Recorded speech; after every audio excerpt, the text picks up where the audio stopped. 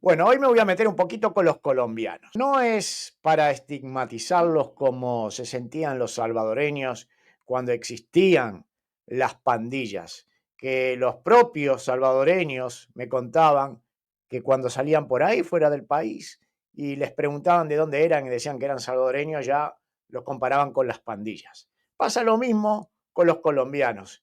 Cuando dice soy colombiano, ¿qué es lo primero que piensa? Un narcotraficante. Lamentablemente, las sociedades son así, los individuos somos así, estigmatizamos a las personas y le ponemos una etiqueta. En este caso no quiere decir que todos sean así y seguramente no son así. Yo te voy a mostrar ahora un par de videos de lo que pasó en El Salvador. De claro, incautan un montón de drogas y de dónde eran los señores mayoritariamente de Colombia, uno de Ecuador y el resto de Colombia. Y después te voy a poner a otra persona que va a hablar de lo que está pasando en Colombia, porque claro, uno puede pensar, muchos estarán de acuerdo con el gobierno que tienen actualmente ahí, a Petro, ¿no? Pero parece que es todo lo contrario. Te voy a contar un cuento, más que un cuento, una realidad que pasó en Uruguay, el país donde nací, ¿no? Con el tema de los colombianos y que seguramente pasará en muchos de sus países y ha pasado en El Salvador.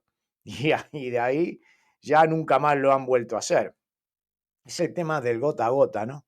Esos prestamistas colombianos que te dan dinero por cierto interés, que es bastante alto por lo general, que muchos de los ciudadanos en nuestros países no pueden acceder al crédito legal porque están en el clearing. Eso pasa en Uruguay porque casi el 70% de la población está en el clearing por intereses abusivos también.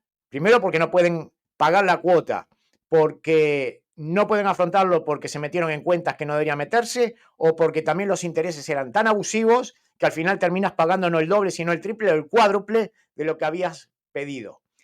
Y el tema es que, claro, estás en el clearing y no puedes pedir nada. Y tienes que recurrir a este tipo de gente, que existe mucha. Mucha gente también existe. Por ejemplo, es el caso de que cuando quieres cambiar un cheque, están los usureros de siempre, que obviamente eso no va a desaparecer. El que tiene el dinero, que para cambiar ese cheque y hacerlo efectivo, porque si lo vas a cobrar a 90, 180 días, no puedes esperar porque necesitas el dinero ya, recurres a esa gente y te cobran el 15% por cambiar ese cheque, ¿no? Hombre, esa gente corre un riesgo también de que ese cheque pueda ser cobrable, ¿no? Entonces, hay que entender el riesgo que puede llevar eso, pero por lo general son cobrables porque son de empresas grandes, quizás muchas de ellas empresas o del gobierno que les pagan a esos proveedores a 90, 180, 365 días. Bueno, el tema es que esta gente de Montevideo, y fue un caso muy cercano a mí, había un muchacho que trabajaba para un conocido mío durante muchos años, muchísimos años, una persona de confianza, y pidió un préstamo con esta gente, colombianos, ¿no? Porque hay que meter el dinero, esa gente tiene que meter ese dinero del lavado, lo tienen que meter en el, digamos, en el circuito formal. Y esa es una de las maneras, meterlo por ahí. Y este muchacho le pidió un préstamo para comprarse un terreno y hacerse una casa. Perfecto.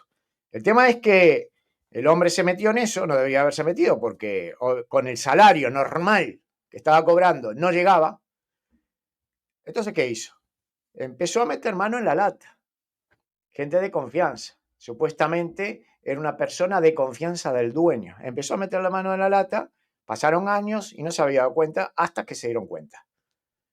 Y ahí saltó todo.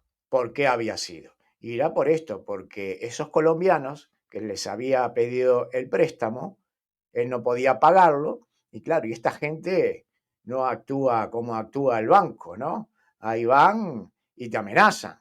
Son gente que hay que ir con mucho cuidado. Ojo, acá en España no pasa eso, ¿no? Acá tenemos un moroso que desde que compró la casa hace 14 años nunca pagó la comunidad y no pasa nada. Así que ya saben, los colombianos pueden venir acá, que acá no pasa nada. Acá pueden robar, pueden hacer lo que quieran, que no, igual, todavía le dan a este paguitas. Lo meten en la cárcel, aquí viven tranquilos con su teléfono, internet y todo, no pasa nada. Un dato le doy, por las dudas. Es broma, no se lo crean también, porque hay cada uno que dice las cosas en broma y no entienden mis chistes y después empiezan a relajarme ahí en los comentarios. Es broma. El tema es que es eso, este gota a gota de los colombianos que pasó en Uruguay, seguramente pasa en cualquier país de Latinoamérica, es también debido a que mucha de la gente que vive en esos países no tiene el acceso al crédito legal y accede a esta gente y esta es gente peligrosa. Y en El Salvador lo que pasó es que lo encontraron también, porque ahí en El Salvador también se sufre. Hay salarios bajos, la gente no vive bien. Nosotros defendemos a Bukele, obviamente, pero la realidad es una. La gente vive como vive. Ya está, en muchos de nuestros países es así. Y obviamente eso pasarán años para que eso mejore. Y se está trabajando en eso. Y me consta que el presidente Bukele y todos sus diputados, aunque muchos parece que no están de acuerdo con los diputados, están trabajando en eso para sacar el país adelante. Pero vamos a ir directo a este video que me pareció muy, muy interesante, ¿no? Porque El Salvador es un país pequeño, supuestamente pobre, ¿no? Que no tiene los mecanismos, pero sin embargo logran estas capturas. Mirá. Combaten todo tipo de delitos y de hecho este año también la muralla del Pacífico ha dado fuertes golpes a las estructuras de narcotráfico internacional. Resultados que son impresionantes ya que detallabas el Plan Control Territorial. La fase 3 precisamente ha permitido la modernización y el equipamiento con la tecnología y los insumos necesarios, sobre todo en este caso para la Marina Nacional, y de esa manera combatir el traslado de droga desde países de Sudamérica como Colombia o Ecuador hacia los Estados Unidos o México. De esa manera, El Salvador ha combatido de forma frontal la lucha contra el narcotráfico y por supuesto el narcomenudeo, no solo en el territorio, sino también en alta mar. Precisamente el Gabinete de Seguridad Ampliado presentó los resultados de las 2 incautaciones de droga realizadas en alta mar en los últimos días. Con esto, el gobierno deja en evidencia que la lucha contra el narcotráfico se fortalece gracias a la efectividad de las fuerzas de seguridad. La lucha contra el narcotráfico no se detiene. Las 2 recientes incautaciones de droga están valoradas en $69 millones. La primera operación tuvo lugar a 770 millas náuticas al suroeste de la Bocana El Cordoncillo. Esta operación, las incautaciones, la primera en la cual venían en la embarcación 2 colombianos y un ecuatoriano con 762 kilos de cocaína, fue realizada el día 21 del presente mes. En menos de 48 horas, las autoridades interceptaron una segunda embarcación con 2 toneladas de droga a 406 millas náuticas. Esta es una muestra más de cómo El Salvador, en el Plan Control Territorial, ha sido eficiente con estos datos. Nosotros este año lo hemos convertido también en el año más eficiente en la historia de El Salvador en la lucha contra el narcotráfico. Durante los procedimientos se capturaron a 6 extranjeros, 5 colombianos y un ecuatoriano. Los detenidos serán puestos a disposición de la justicia para enfrentar las consecuencias de sus acciones. Serán acusados por el delito de tráfico ilícito de drogas en modalidad internacional. No nos van a detener y por más inquietos que se pongan en el Océano Pacífico, sepan que nuestra Marina Nacional, bajo el mando del ministro de la Defensa, está muchísimo más inquieta para someterlos y destruirles ese veneno con el que matan sociedades. Muchas gracias. Según las autoridades, en los últimos 8 meses se ha incautado 15 toneladas de cocaína en aguas internacionales, con un valor aproximado de $380 millones. Karen Méndez, Noticiero El Salvador. Ok, ahora vamos a compartir otra pantalla, esta de aquí. Vamos a escuchar lo que tiene que decir un señor sobre Colombia. Hoy me acompaña René Martínez, sociólogo, escritor y un muy buen amigo de este programa y por supuesto de La Casa, de Canal 10. Mi querido René, ¿cómo está? Buenas noches. Buenas noches, Armando, muchas gracias. Cabal, un amigo de la casa, un amigo del proceso y como siempre un saludo a todos los seguidores del canal, tanto dentro del territorio como a los que yo llamo los salvadoreños internacionales. Por supuesto, yo le llamo la diáspora. Sí. Sí, nuestros salvadoreños internacionales. Bueno, de hecho les quiero contar, y con esto quiero arrancar, el presidente de la República, Nayib Bukele, continúa encabezando los sondeos de opinión en diferentes países. En un reciente estudio realizado en Colombia, el mandatario salvadoreño se posiciona en primer lugar, incluso, escuche bien, con mejor calificación que el mismo presidente de ese país suramericano. Vea esta nota y venimos hablando de esto.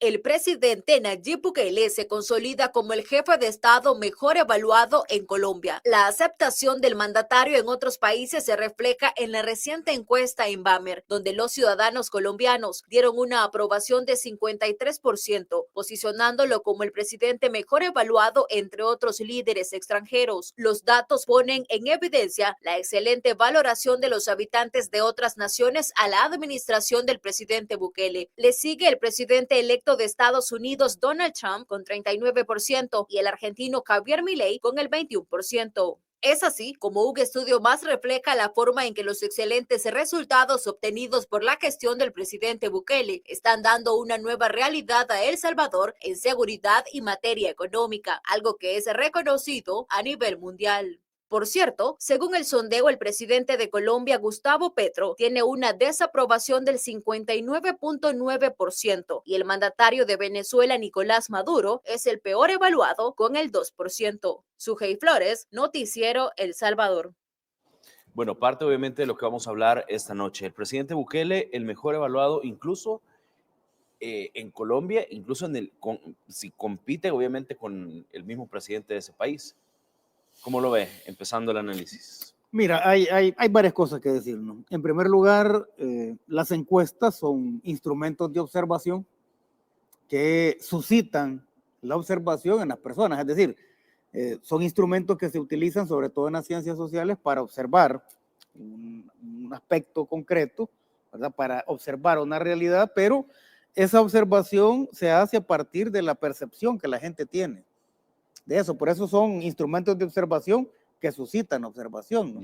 Ahora, esas encuestas como instrumento de uso científico, ¿verdad? Están basadas en la objetividad, es decir, se analizan realidades concretas, realidades objetivas, ¿no? Pero también tienen como premisa la transparencia, es decir, el conocimiento que se tiene cuando uno redacta una encuesta, cuando uno formula una encuesta, está partiendo del hecho de que los sujetos a los que les vas a consultar conocen objetivamente la realidad sobre la que se les va a preguntar. ¿Ya?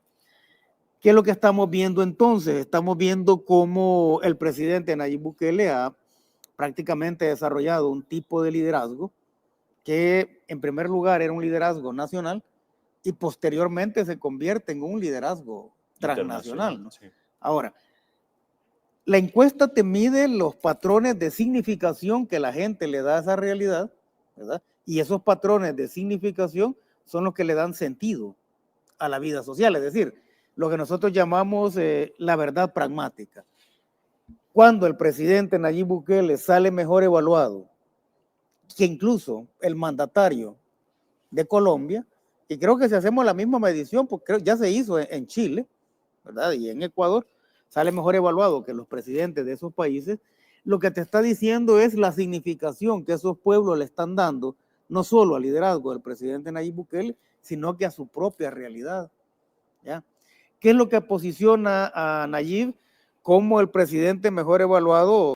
Espera, perdón que corte. Aquí estaba yo, aquí adelante. A ver si se mueve un poquito más la cámara hacia la derecha. Estaba con mi amigo Gabriel y con Santiago, estamos los tres ahí, a ver. Y no solo de estos días, ¿no? Dale. Estamos hablando desde septiembre de 2019 hasta noviembre de 2024, manteniendo prácticamente una calificación de 9 de cada 10. Ahora, ¿qué es lo que hace que el presidente Nayib Bukele construya y consolide ese liderazgo?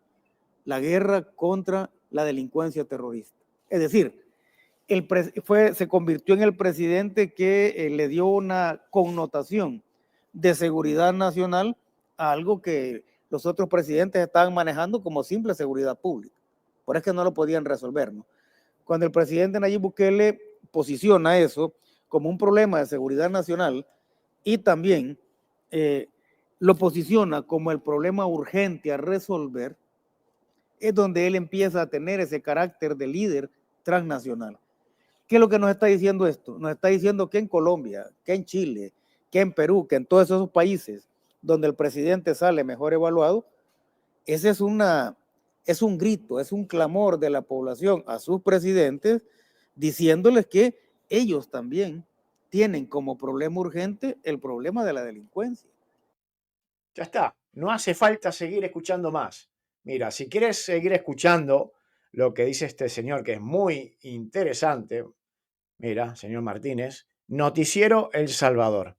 Entras ahí y te ves la entrevista completa. Pero yo creo que es suficiente con lo que se ha mostrado aquí, que era lo que quería yo hacerles ver a ustedes, señores, de que hay un clamor popular. La gente necesita seguridad. Está claro, en todos los países es uno de los graves problemas que tenemos. Y solamente hay un presidente que lo ha logrado. Todo dicho. No sigo más este video, no hace falta, ¿no? A mis amigos colombianos, que conozco muchos y son todos de bien, les mando un gran abrazo. Y seguro que pronto, si hubiera un gobierno que se parezca un poquito nada más a Nayib Bukele, seguro que las cosas serían diferentes. Hasta la próxima. Muchas gracias y se me cuidan.